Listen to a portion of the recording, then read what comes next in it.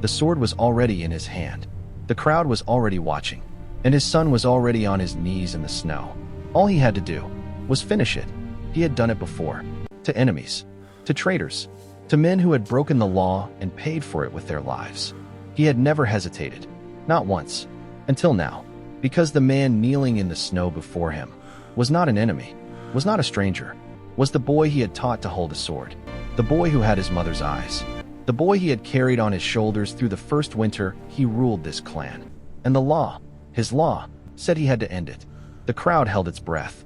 The sword didn't move. And in that silence, everything Jarl Ulfar Ironjaw had built across 19 years hung on the next 3 seconds. This is not a story about justice. It's a story about what justice costs. When it comes for the one person you never prepared yourself to lose. Ulfar had built the Greyveil clan from the edge of collapse.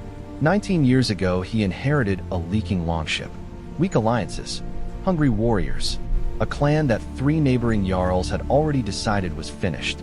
He proved them wrong, not with words, with decisions, hard ones, fast ones, the kind that cost something every single time. He expanded the clan's territory through 3 successful raids in his first year, secured 2 alliances through strategic marriages in his second, crushed a rival clan that had been bleeding his eastern border for a decade in his third. And through all of it, one thing held everything together: the law, Ulfar's law, simple, absolute, without exception. Betray the clan, you die. Every warrior knew it. Every elder knew it. Every child born into Greyveil grew up knowing it. It was not a threat. It was a promise. And Ulfar had kept it every single time it was tested, until it was tested by the last person he expected. Leif had been Ulfar's eldest son, 22 years old, born the same winter his father took the jarldom. He had his father's build and his mother's instincts. Quick, charming, dangerous in the way that smart young men are dangerous. Not because they want to destroy things, but because they underestimate how easily things can be destroyed. He had been passing information to the Blackthorn clan for 8 months. Trade routes, supply schedules, the northern approach to Greyveil's most valuable hunting grounds. Not battle plans, but close enough. Close enough that the Blackthorn clan had used that information to position 400 warriors for a raid that would have hit Greyveil's supply line before the first snow. Close enough that if Dag, Ulfar's most loyal warrior, hadn't noticed 3 failed trading expeditions that no bad luck could explain, Greyveil would have bled through winter without understanding why. Dag brought it to Ulfar at midnight. 1 candle, 2 men, 1 piece of information that changed everything. Ulfar didn't speak for a long time after Dag finished. Then he said one word. Leave. Leave. He sat alone until dawn, verifying, calculating, hoping the numbers would add up differently. They didn't. He called Leif to the longhouse before sunrise. No warning, no preparation, just a father who needed to see his son's face when the truth landed. He put the evidence on the table.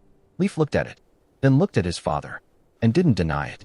The silence that followed was the loudest thing Ulfar had ever heard. He had faced armies, survived ambushes, watched men die in front of him without flinching.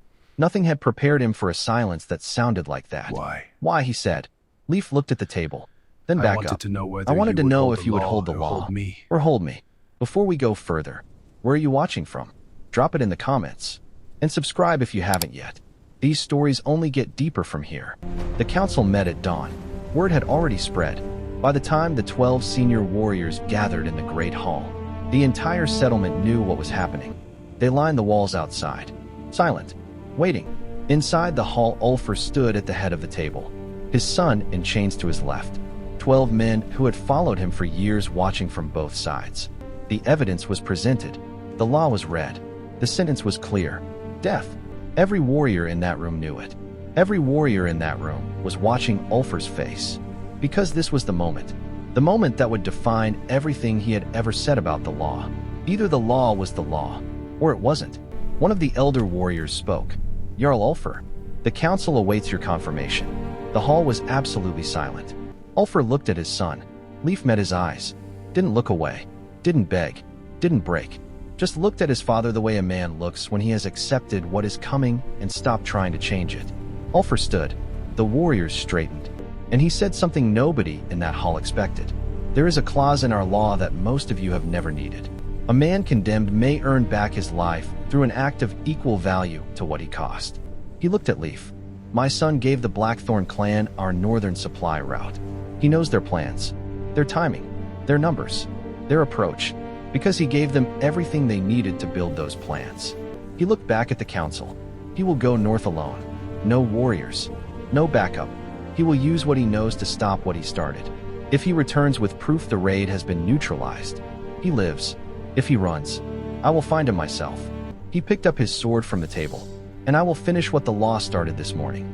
He looked at his son one last time. You asked if I would hold the law or hold you. He set the sword down. Now we find out which one you choose. Leif left before the sun was fully up. Alone, into the same northern territory he had betrayed. What happened out there was witnessed by no one from Greyveil. What is known as this? The Blackthorn raid never came. 400 warriors positioned to hit the northern supply route simply stopped, turned back, withdrew without explanation. 3 days later, Leif walked back through the Greyveil gate, alone, wounded across the shoulder and the left side, carrying the Blackthorn clan banner, not as a trophy, as proof. He crossed the settlement yard without speaking. Every warrior he passed stopped what they were doing, watched him walk. Nobody moved. Nobody spoke.